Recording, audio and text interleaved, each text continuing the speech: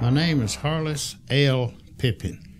And what branch of the service? I was in the 2nd Infantry Division, 9th Infantry Regiment, Able Company.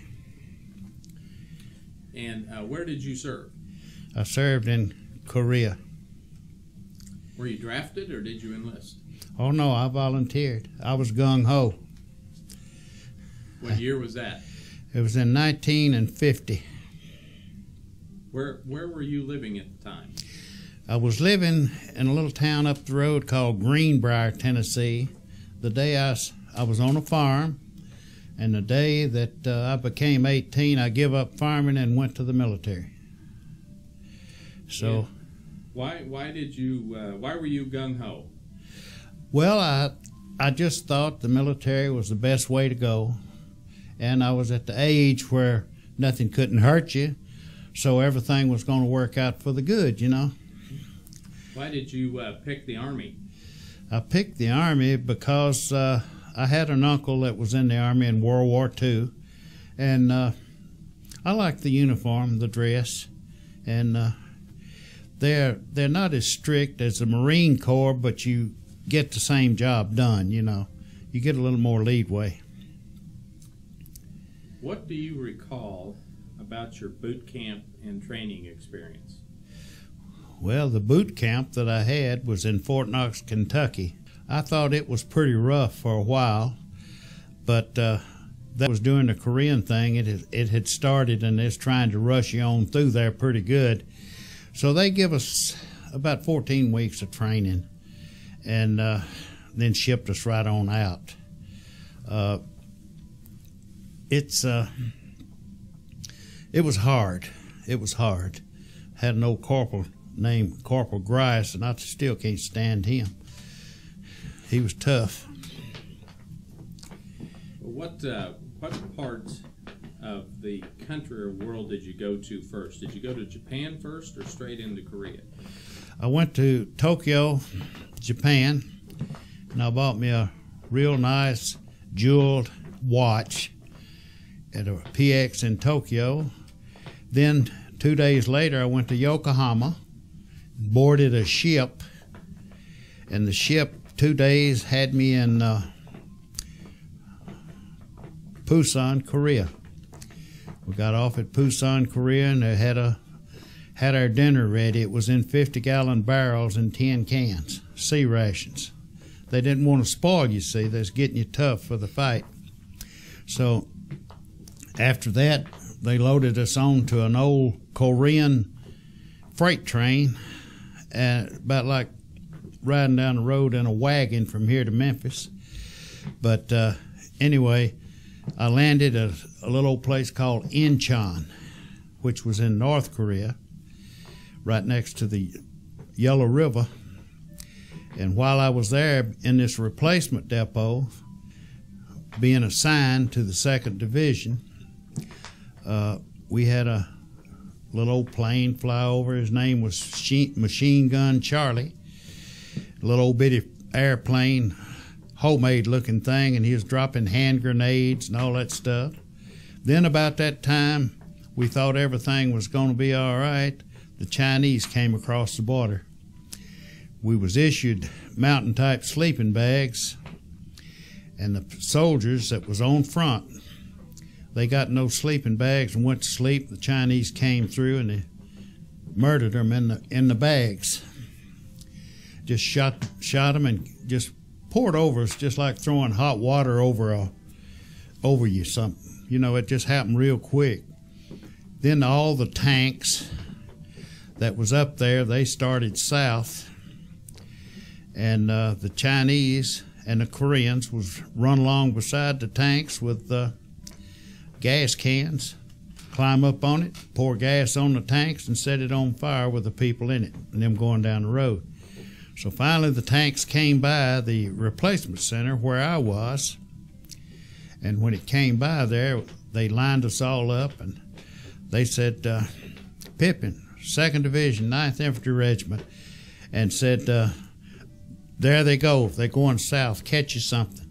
So I had to run and catch a tank and climb up on the tank while it was moving, and went to little old town called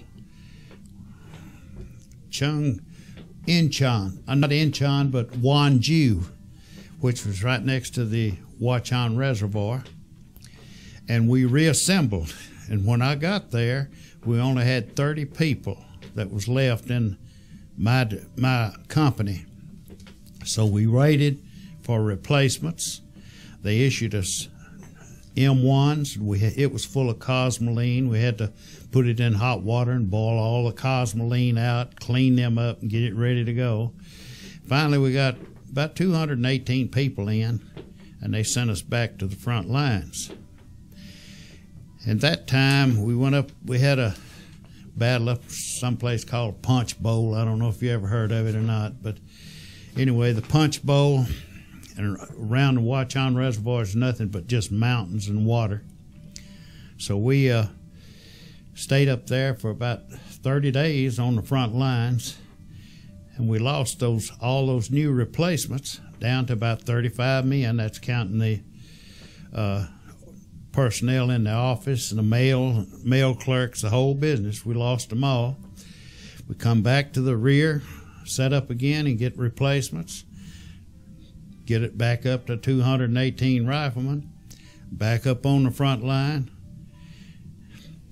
After a little while, come back, and the same 38 men was there. All the replacements was either wounded or dead. That happened 3 different times, and we had some kind of crazy guys in there. My platoon leader, his name was Dockery. His name was Lieutenant Dockery, and he and another guy they was really thought they was supermen. They would get up at night, light a cigarette, and sit on the skyline and smoke it to draw fire. And when they would shoot, then we'd take a 57 recoilless rifle and zero in where they fired from, and that would take care of their little shooting. So that went on for a pretty good while. The first firefight, though, that I was ever in over there, really, I bought this new watch in Japan, and I just had got on the front line for the first time, and I was laying in a bombed-out artillery crater, and this Korean or Chinese or whatever he was running up and down a trench that he had, getting ammo and running back up and giving the ammunition to the gunner. And I was shooting at him all the time. And I figured a little squinch-eyed sucker couldn't hit nothing. So I was laying up there pretty bold, you know. And a bullet came through and hit my watch, took it off my arm, never did find it no more. And I never did hit that crib, but I got a little deeper down in that hole. But hold that right there. So but that's a picture of you're holding there. Yes. When you first had that watch new. Yeah. In fact, I got it on. See him showing it off. That's it. Now, did you have any injuries? No, I got hit 2 times. When you're in the military, you buddy up with somebody, 2 people to a foxhole and so forth. And our artillery, they would zero in every night about 100 yards in front of our position. It would come that close to you. And I was on Heartbreak Ridge. This was before my time was up there. And was laying up on Heartbreak Ridge, and I got plumb up on top in a big old bombed out place trying to get some sleep, and we got bonsai'd again. These North Koreans came in on us, and I rolled off the side of that bunker that I was in, and when I did, the blanket I was laying on, I seen it the next morning. It was hung up in a tree. But anyway, we fought those things all night long. And then we called in some airstrikes the next morning. And those jets came in and dropped napalm on them. They was, I've seen as many as 4 and 5 little old Chinese soldiers or Korean soldiers trying to get in a foxhole this big around, about like a 50-gallon barrel. They just dive in it head first. I've seen them just burn up with their legs just stuck up in the air. It was a whole lot to remember. How do you think that your time there in the service, a whole lot to remember, obviously, not the kind of memories you necessarily want to have. Yeah. How do you think that affected your life? Well, I think it affected my life quite a bit. It made me appreciate what we got. You know, a lot of people, they don't appreciate what they got until you lose it. But when you go over there and you're on your own, no brothers or sisters or friends or anything other than a guy that you sitting in a foxhole with is the only people you got, it gives you a different perspective on life to trying to do something better when you do come back, if you get back. It was an experience. Is there anything that you would like to add that we haven't covered here in this Well, interview? we was up on that Heartbreak Ridge, like I was telling you before, and there was a Korean house down below. And I don't know if you ever seen how they live or not, but it's mud huts. And they use corn stalks and stuff and make their huts. They got these big old black country kettles like you would make soap in the country. They got them in one end of their house, and the house is tunneled, and they cook their cow feed and all that stuff. And we seen some chickens running down there in the yard, and we hadn't eaten in about 2 or 3 days. Me and Palmer, and we sneaked down there and got these Korean people to cook us some chickens. So they cooked us 2 chickens, and we brought them back up there and got in the foxhole, and we was eating chicken. And I kept feeling it was, you know, the chicken felt like it was whole. Feathers was gone, but just kept pulling on it and chewing that chicken. It tastes real good. But finally we struck a match and looked under this tarpaulin we was under and blanket, and they cooked the guts in the chicken. It had the entrails in there. They cleaned it out some way or another, but they left that in there. And we was eating those entrails. And we liked it too.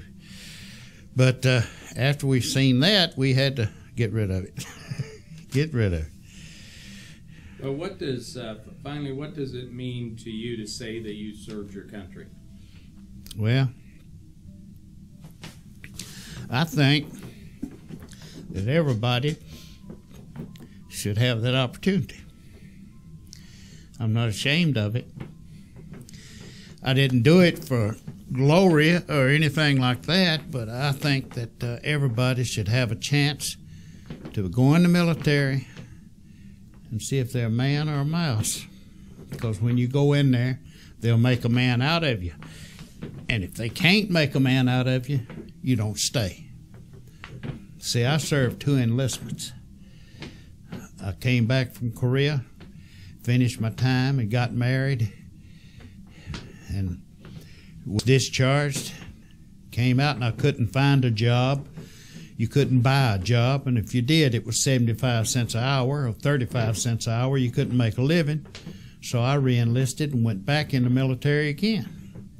And they sent me to Fort Hood, Texas, and a gasoline petroleum company out there, and I stayed out there about 6 months, and I couldn't handle it because I was used to being in Korea, where your officers, you walk up and your company commander, it's hey Bill, hey Jack, what's going on, you know, and stuff like that. And when you come back to the States, it's yes sir and saluting and everything, and they treat you like you're dope. So I got out of the military. Then I started driving a truck, and I made my way in civilian life. But it was quite an experience. I think everybody needs, not necessarily the combat, but they need to serve the country, and it's good. But I was a gunner on a 57 recoilless rifle, and I used to enjoy sitting on one of those hills. It had a scope on it, 5,000 yards, and I could put one of those heat rounds in a bucket, and we'd catch them Chinese sitting over on the hillside, and I'd line up on them, and you'd see rice and legs go in the air. But that's what we was there for. But yeah, I think everybody needs to serve the country.